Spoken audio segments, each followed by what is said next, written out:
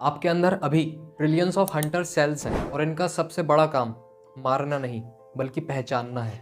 एक छोटी सी गलती और इनका टारगेट आपकी अपनी बॉडी बन सकती है।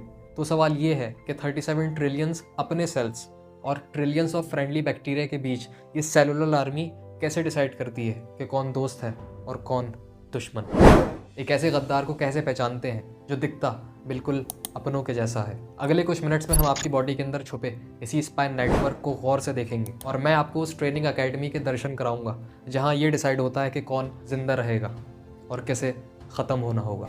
एक ऐसे गद्दार को पकड़ने के लिए जो बिल्कुल आपके सेल जैसा दिखता हो, आप सिर्फ रैंडम पेट्रोल्स पर डिपेंड नहीं कर सकते। आपको एक सिस्टम चाहिए कॉन्स्टेंट सर्वेलेंस का, एक ऐसा सिस्टम जो आपके हर बॉडी सेल को मजबूर कर दे अपनी लॉयल्टी साबित करने के लिए हर एक सेकंड। और आपकी बॉडी के पास वो सिस्टम है।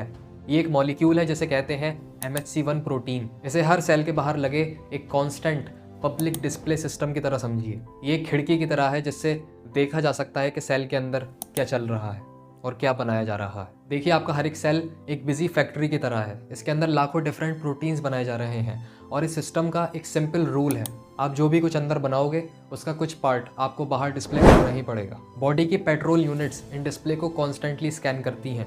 जब तक डिस्प्ले पर एक जाना पहचाना सेल्फ प्रोटीन दिखता है, वो जानते हैं कि इस फैक्ट्री में सब कुछ ऑर्डर में है। पर फिर एक हाईजैकर आ जाता है।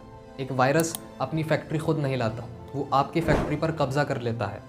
वो आपके सेल को मजबूर करता है अपना खुद का काम बंद करके दुश्मन के पार्ट्स वायरल प्रोटीन्स बनाने के लिए। और यहीं वायरस अपनी सबसे बड़ी गलती कर बैठता है।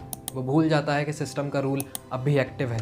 वो सेल अपने प्रोग्रामिंग को फॉलो करते हुए उस वायरल प्रोटीन का एक पार्ट बाहर डिस्प्ले कर देता है आपकी पूरी बॉडी के सामने। अनजाने में दुश्मन ने अपनी ही पोल खोल दी है और इन हंटर किलर सेल्स का एक नाम T सेल्स है। तो ये T सेल्स, ये परफेक्ट हंटर किलर्स आते कहाँ से हैं? और इससे भी इम्पोर्टेंट सवाल, इन्हें कैसे पता चलता है कि किस सेल्फ प्रोटीन को इग्नोर करना है और किस दुश्मन प्रोटीन पर अटैक करना है? इसका आंसर है, इन्हें ट्रेन किया जाता है एक बहुत ही ब्रूटल और सीक्रेट ट्रेनिंग एकेडमी में जिसका नाम है थाइमस। इस एकेडमी में T सेल्स को 2 टेस्ट पास करने होते हैं। पहला, हर T सेल को एक सेल्फ प्रोटीन डिस्प्ले पर लाया जाता है और उससे पूछा जाता है क्या तुम इसे ठीक से पहचानते हो?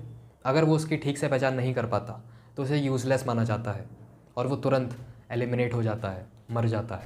लेकिन असली टेस्ट अब शुरू होता है। Test number 2, negative selection. जो T सेल पहला टेस्ट पास कर लेते हैं उनको बॉडी का हर एक सेल्फ प्रोटीन का एक फ्रेगमेंट दिखाया जाता है और इंस्ट्रक्टर इस बार देखता है कि कहीं ये T सेल्स किसी अपने ही सेल्फ प्रोटीन पर अटैक तो नहीं कर रहे। और अगर ये T सेल्स ज़रा सा भी एग्रेशन दिखाते हैं तो उन्हें एक पोटेंशियल गद्दार माना जाता है, a threat to the entire system, और इसे भी तुरंत एलिमिनेट कर दिया जाता है, नो सेकेंड चांसेस। ये प्रोसेस इतना स्ट्रिक्ट है कि हर एक फेल्ड सेल अपनी मौत का ऑर्डर खुद लेकर आता है। इस प्रोसेस को एपोप्टोसिस कहते हैं। ये ट्रेनिंग इतनी सख्त है कि 95% से ज़्यादा T सेल्स इस ट्रेनिंग एकेडमी से ज़िंदा बाहर नहीं निकल पाते। सिर्फ वही T सेल्स चुने जाते हैं जो परफेक्ट हैं, जो सेल्फ प्रोटीन को पहचानते हैं लेकिन उस पर कभी अटैक नहीं करते, द परफेक्ट हंटर किलर्स। तो जब एक ट्रेंड T सेल एक दुश्मन को ख़त्म करता है तो उसके बाद क्या वो उसे भूल जाता है? नहीं, इम्यून सिस्टम कभी कुछ नहीं भूलता। एक जंग जीतने के बाद T सेल्स की एक स्पेशल यूनिट पीछे छोड़ी जाती है। इन्हें कहते हैं मेमोरी सेल्स। इनको क्रिमिनल प्रोफाइलर्स की तरह सोचिए। ये हर दुश्मन की एक डिटेल फाइल बनाते हैं और अपने पास एक सीक्रेट लाइब्रेरी में स्टोर कर लेते हैं। इसका फ़ायदा ये है कि जब आप पहली बार किसी दुश्मन से इन्फेक्ट होते हो तो आपके सिस्टम को उस दुश्मन को समझने में और सही T सेल्स तैयार करने में टाइम लगता है, इसलिए आप बीमार भी पड़ते हैं। लेकिन अगर वही दुश्मन कुछ टाइम बाद आप पर दोबारा अटैक करता है तो आपके सिस्टम को दोबारा रिसर्च करने की ज़रूरत नहीं पड़ती। मेमोरी सेल्स तुरंत उस दुश्मन की फ़ाइल अपनी लाइब्रेरी से बाहर निकालते हैं, उसे पहचानते हैं और कुछ सेकंड्स के अंदर एक मैसिव T सेल्स की आर्मी उसके खिलाफ भेज देते हैं। दुश्मन को पता भी नहीं चलता उसके साथ क्या हुआ। This is immunity. और एक वैक्सीन आखिर है क्या? ये इसी लाइब्रेरी को चीट कोड से भरने का तरीका है। वैक्सीन आपके इम्यून सिस्टम को दुश्मन की फ़ाइल पहले से ही दे देता है, बिना आपसे ज़्यादा लड़े हुए। तो आपके इम्यून सिस्टम का असली जीनियस उसकी ताकत नहीं, उसकी इंटेलिजेंस है।